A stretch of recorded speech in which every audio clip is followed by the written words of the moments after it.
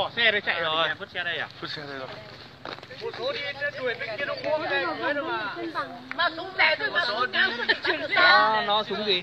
Không biết. Nó không biết nhưng mà phải đi vòng từ bảng kia mới chạm được nó đầu nó chứ.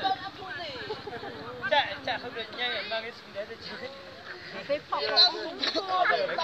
cô là cô chọn đi mà đi tổ này chi ta cô lộ trốn chưa hay này con đi hơi nhau một bề cho lộ chi hay nhớ tôi chi được thế rồi Xe đâu kia à? Nó vứt xe kìa.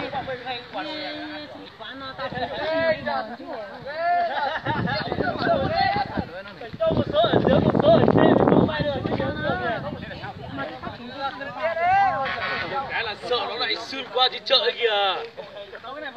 Nó mà lên chợ thì có mà làm gì được. Nó lên đỉnh núi à? Nó mà xuyên qua lên đến chợ đi kia thì sao mà làm gì được.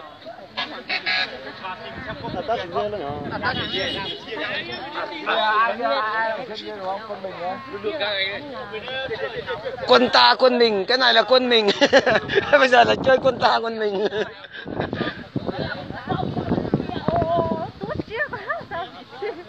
Đấy, nó ồn lên đây, chạy người ta lấy lại hết rồi.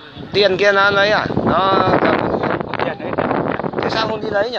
Mình không lấy mẹ đi. Được làm gì đấy? Tiền. Được. Các ông bán người tôi là con cho tôi đấy. Có chưa?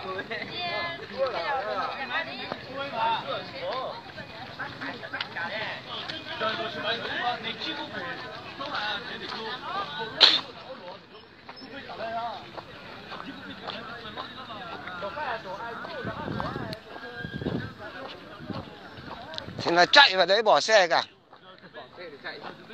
Không lái xe, vứt xe. Đi hai thằng xe máy à? Chả biết.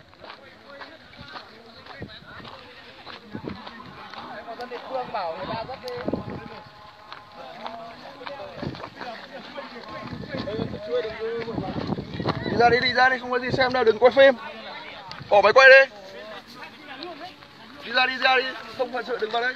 Đi, Tí là để bắn trúng vào đầu mình cho bỏ mẹ nhỉ. Về nó không cho quay. Không cho quay. Đừng quay phim, bỏ qua ra.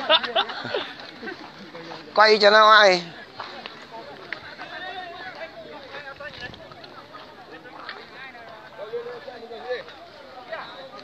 Bây giờ mới đến nó chạy tới tận đâu rồi.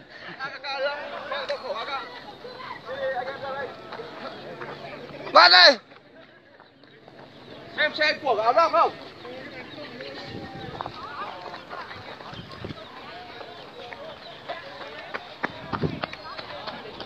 Chắc là đi đâu tận đâu thì...